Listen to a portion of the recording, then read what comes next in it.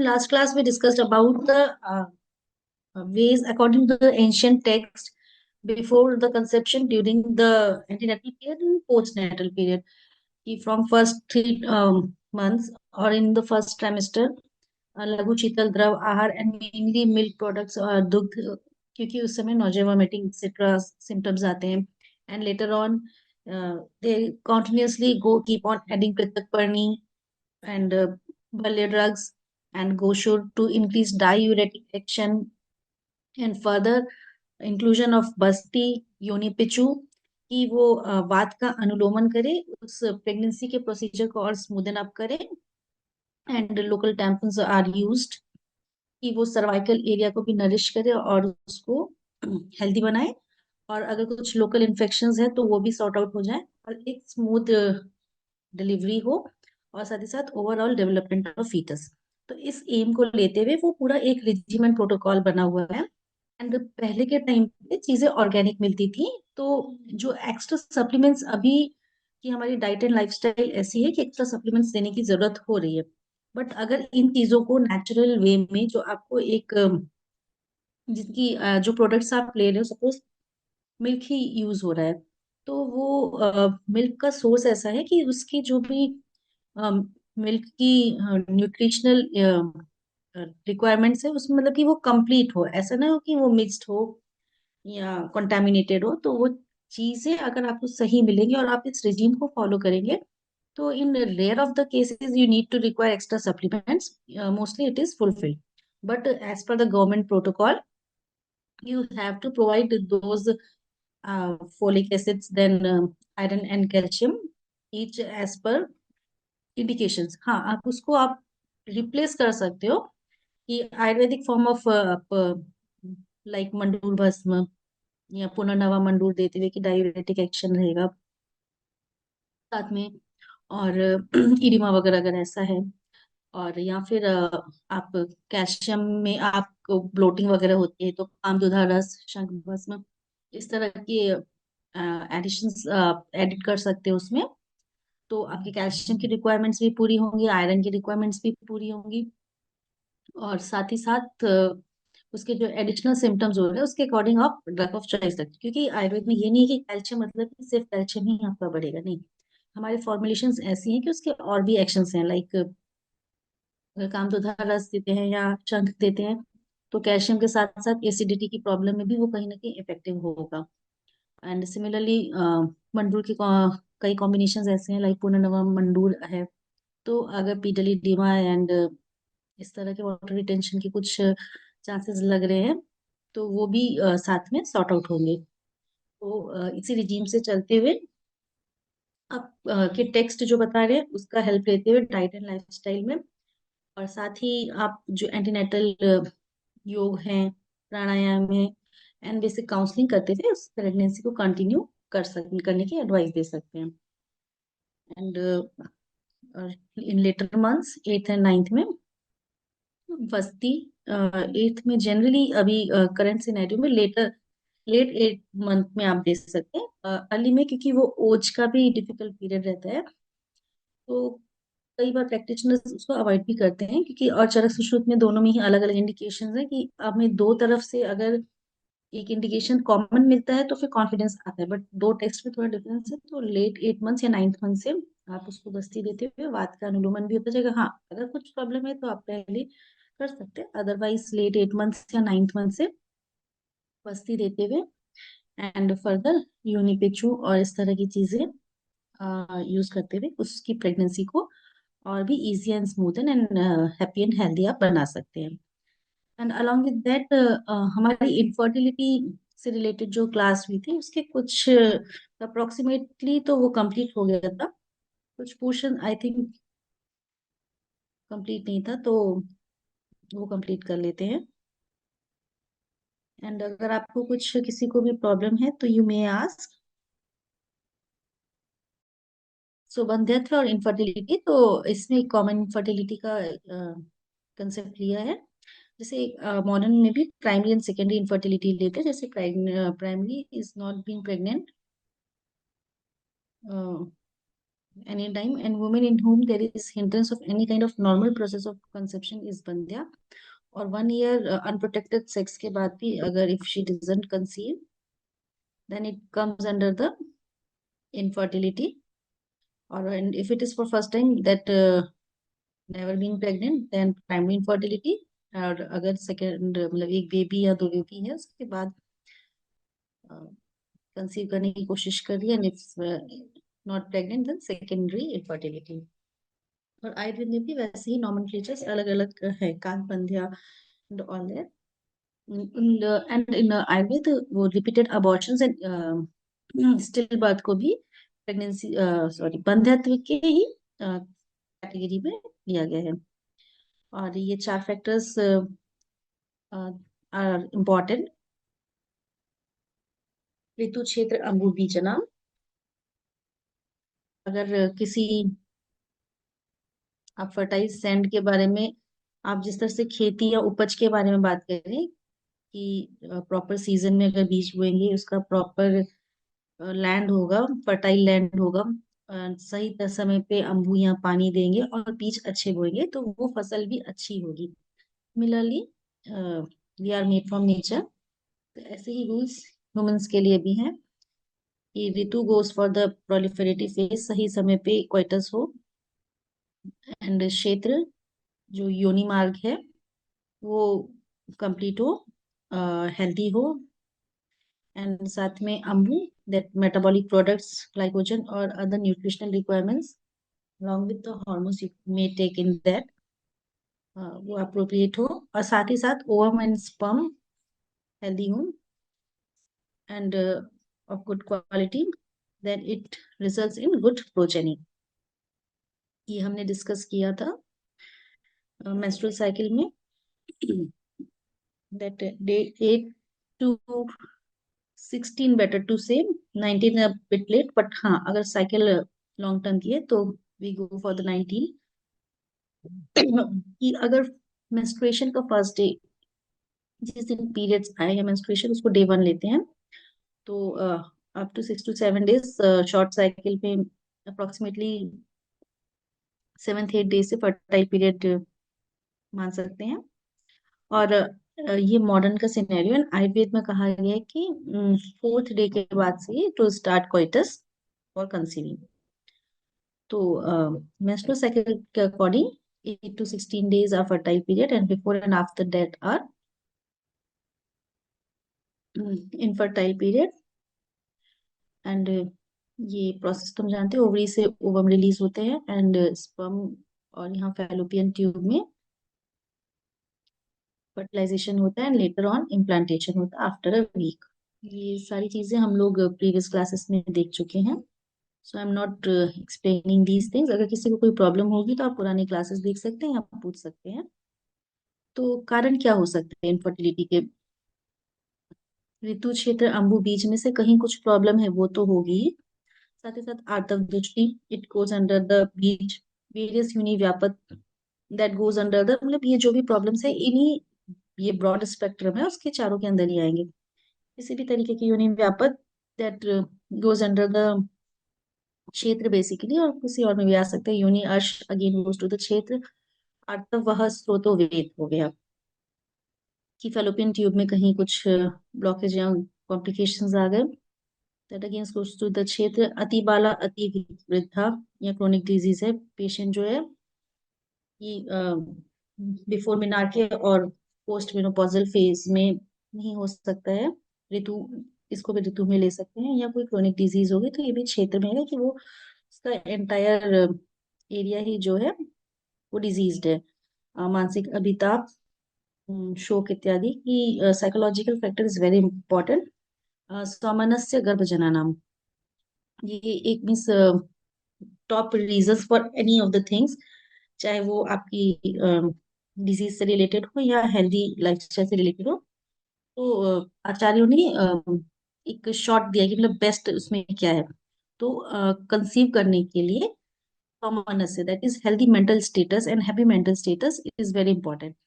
तो वो चीजें कई बार इग्नोर होती, टेस्ट पे टेस्ट होते जाते हैं, बट ये लाइफस्टाइल काउंसलिंग से आप उसको आपको समझाना होता है। और in severe cases you have to refer to psychiatrist or any specialized in any of the pathy. तो मानसिक अभिताप भी एक बहुत बड़ा रीजन है। और आजकल की लाइफस्टाइल में तो स्पेशली करियर ओरिएंटेड पीपल है या करियर ओरिएंटेड नहीं भी है, तो इनफर्टिलिटी एक इतना बड़ा टैबू है कि वो मेंटली टॉर्चर करता है पेशेंट को। उसके बाद फिर उसके कारण वो इतना मीन्स पेशेंस नहीं रहता है कि आप पेशेंट को लगता है कि हम जिस भी डॉक्टर से कंसल्ट करें और विद इन अ मंथ और 2 मंथ मुझे कंसीव होना है, नहीं तो फिर चलो डॉक्टर चेंज करो। नहीं तो वो प्रेशर उनको इतना ज्यादा रहता है सोसाइटी का और फैमिली का कि इनका मानसिक अभिताप एक बहुत बड़ा फैक्टर रहता है। तो उस पे काम करना भी जरूरी है। एंड मिथ्या आचार आहार विहार जो है, लाइफस्टाइल इनकी डिस्टर्ब है, बीज दोष है। और इनमें से अगर कोई रीजन हमें नहीं समझ आ रहा तो उसको हम दैवीय रीजंस में लेते हैं। और डिस्टर्ब मेंटल स्टेटस, तो ये रीजंस हो सकते हैं इनफर्टिलिटी के। ये हम लोग डिस्कस कर चुके हैं, तो इसको हम थोड़ा स्पीड अप करेंगे। और निदान सेवन कॉजेस, कुछ भी इम्बैलेंस है तो ये हमारे त्रिदोष जो है वात पित्त कफ उनके ही डिस्टर्ब होने से अ, जो दृष्टि होती है, जो दोष होते हैं। सबसे पहले तो अग्नि, digestive fire is most important factor किसी भी चीज को। Like in modern terms metabolism, या आजकल गट फ्लोरा का कॉन्सेप्ट भी काफी आ रहा है। तो ये चीजें, तो ये चीजें कहीं ना कहीं एंशियंट टाइम में इसकी टर्मिनोलॉजी अलग थी। ये कॉन्सेप्ट्स अगर आप देखेंगे, उनके वे ऑफ एक्सप्रेशन और उनके टर्म्स अलग थे। बट वो ह्यूमन बॉडी तो वही है, तो उसकी फिजियोलॉजी तो वही है। तो उसके अकॉर्डिंग चीजें ऑलमोस्ट अगर आप समझने की कोशिश करेंगे तो दोनों ही सेंस में आप उनको समझ सकते हैं आपस में कोरिलेट करते हुए। तो ये आम सबसे बड़ा कारण होता है कि डिस्टर्ब मेटाबॉलिज्म, या और साथ ही साथ आपका आसपास का फ्लोरा डिस्टर्ब हुआ। तो दोष दृष्टि से आम की उत्पत्ति होती है कि प्रॉपर मेटाबॉलिज्म नहीं होगा। फिर अगर कुछ भी अनपके से तो कहीं कहीं ब्लॉकेज करेंगे, स्त्रोत अवरोध करेंगे। वैगुनिक इज द स्पेस, जो आपकी सपोज चैनल्स होते हैं, तो इसमें जो एम्प्टी स्पेस है तो उसमें ब्लॉकेज होते हुए अ, जो भी प्रॉपर काम होना चाहिए उस कार्य की हानि होगी और बंध्यत्व होगा। या वात पित्त की दृष्टि से क्षयात्मक मीन्स डिग्रेडेटिव चेंजेस होंगे। और अगेन खवैगुण्य होते हुए डिस्टर्ब होगा। और वात कफ से रक्त दृष्टि, सॉरी पित्त से रक्त दृष्टि होते हुए पोषण से रिलेटेड दृष्टि होगी खवैगुण्य होते हुए बंध्यत्व। मीन्स ये एक फ्लो चार्ट के फॉर्म में आपको समझाने की कोशिश की गई है। But you have what you have to do, you have to balance the dosh with the help of proper diet, lifestyle and medications where it is required, and proper counseling is important। और फिर तभी आपकी medicine भी effective होंगी। क्या आप बस आया पेशेंट उसको मेडिसिन दे दो, खाओ बैठो, तो भी वर्क हो सकता है, बट 50-50 चांसेस है। बट उसके साथ अगर आप प्रॉपर काउंसलिंग करते हैं तो आपके चांसेस और बढ़ जाते हैं। और डाइट एंड लाइफस्टाइल पेशेंट भी फॉलो करता है तो चांसेस और बढ़ जाती हैं। और मेंटली अगर वो साउंड रहता है तो मीन्स कि अगर बस दैवीय कारण नहीं रहे तो इट इज क्वाइट पॉसिबल कि वो कंसीव कर जाए। तो ये रीजंस का फ्लो चार्ट सा बना हुआ है। एंड वन थिंग कि ये वात पित्त कफ का जो कंसेप्ट है, तो आप में से कितनों को अपनी प्रकृति पता है कि ये दोष तो हम सभी के अंदर होते हैं, वात पित्त और कफ। और इन्हीं के कॉम्बिनेशंस में ही, मतलब कि कुछ ज्यादा होते किसी में कम होते हैं। सपोज तीनों रहेंगे तो 33.33% के कॉम्बिनेशन में रहे तब तो सम प्रकृति, वो फिर इंसान एकदम ही बैलेंस्ड रहेगा। बट इनमें से अगर पित्त के 50% 25-25 वात एंड कफ के हैं तो ये पित्त प्रधान पर्सनालिटी होगी उसकी। एंड सिमिलरली अगर वात के डोमिनेट है गुण और इन दोनों के कम है तो वात प्रधान, और कफ के डोमिनेट है तो कफ प्रधान। एंड इन दोनों में से भी सपोज कि 30-30% वात एंड कफ है, अ, और 35-35% सॉरी वात एंड कफ है एंड 30% पित्त है, तो वो वात कफ डोमिनेटिंग होगी। इस दो के कॉम्बिनेशन में भी हो सकता है। और द्विदोष सम सम में तीनों एक जैसे होंगे और एक एक। तो आप में से कितने लोगों को अंदाजा है कि आपकी प्रकृति क्या है? हम्म। डॉक्टर अनुराधा, सुजाता और बाकी सब ने मीटिंग लेफ्ट कर दी क्या? तो अभी गवर्नमेंट ऑफ इंडिया का it's other then topic, but you are related to this field, तो यू मस्ट नो कि आपकी प्रकृति क्या है और हमारे देश में क्या चल रहा है, और इसकी अवेयरनेस बढ़ाना भी हमारी रिस्पॉन्सिबिलिटी है। तो गवर्नमेंट ऑफ इंडिया का भी प्रोग्राम चल रहा है, देश का प्रकृति परीक्षण।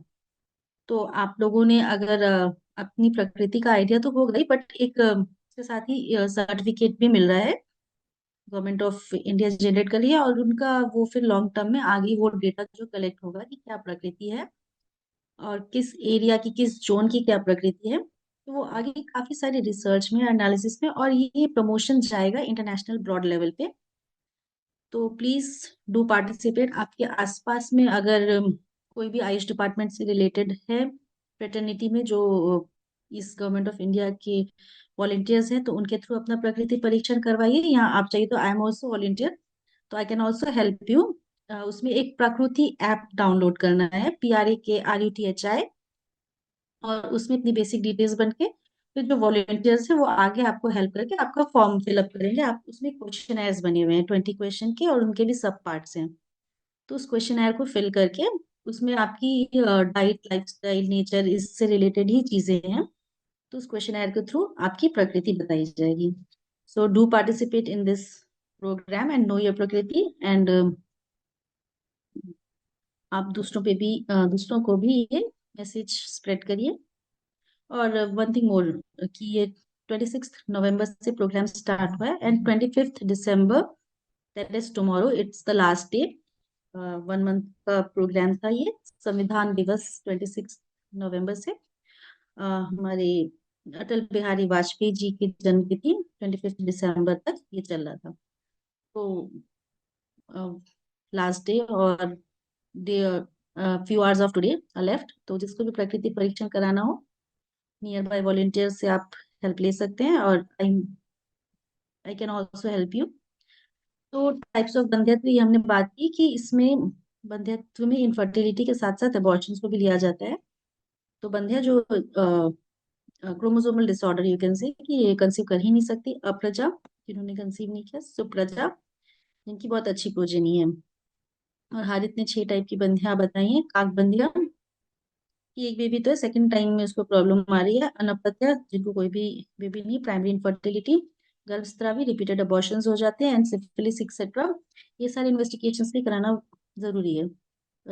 मोस्ट कॉमन कॉज हो सकता है, होता है अक्सर ही, या सर्वाइकल इनकॉम्पिटेंस भी हो सकता है। मृत वत्सा, स्टिल बर्थ, बल क्षय, बल कम होने के कारण।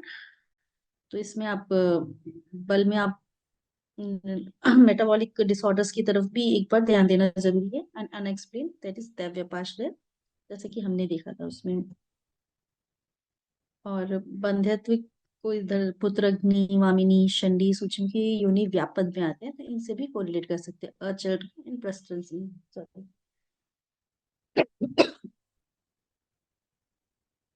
एंड प्रोग्नोसिस में कंजेनाइटल भी है, तो फिर वो इनक्योरेबल है। और साथ में काकपंध्या, अनपत्या, गर्भस्रावी, मृत वत्सा और बलक्षय, ये सब साध्य में आएंगे, और अनएक्सप्लेन असाध्य में आएगा। Management through Ayurveda, how can we do that? तो प्रिंसिपल ऑफ ट्रीटमेंट, सबसे पहले तो जो भी चीज ठीक करनी, तो उसके जो कॉज है, निदान परिवर्जन, उस कॉज को हटाना है। अग्नि का इम्पोर्टेंट कंसेप्ट है, मेटाबॉलिज्म सही रहेगा तो आगे आगे सारी चीजें भी सही होती जाएंगी। तो अग्नि को दीपन करना बहुत ही ज्यादा जरूरी है। और साथ ही उसको और एडिशनल फीचर्स देने के लिए रसायन, बल्य, धातु पोषक ड्रग्स को उसको यूज करना है, इसका रक्त और रक्त धातु नरिशमेंट होता जाए, और आगे वो जो डिजायर रिजल्ट हम चाहते हैं वो मिले। एंड यूज ऑफ प्रजास्थापक गण, प्रजास्थापक गण जो है 10 ड्रग्स या चरक में और सुश्रुत में मोर देन दैट ऑल्सो, ये वैसे गण में डिवाइड किए गए हैं, हर आचार्यों ने किया। तो प्रजास्थापक गण के जो ड्रग्स हैं और उनकी प्रकृति के अनुसार जो है उसको ऐड करना है। और त्रिदोषामक चिकित्सा, मेनली वात स्पेसिफाइंग, ये दोषों से ही कहीं ना कहीं प्रॉब्लम है। और मेनली वंध्यत्व में आप देखेंगे तो वात का बहुत इंपॉर्टेंट रोल है, तो वात स्पेसिफाइंग करना है।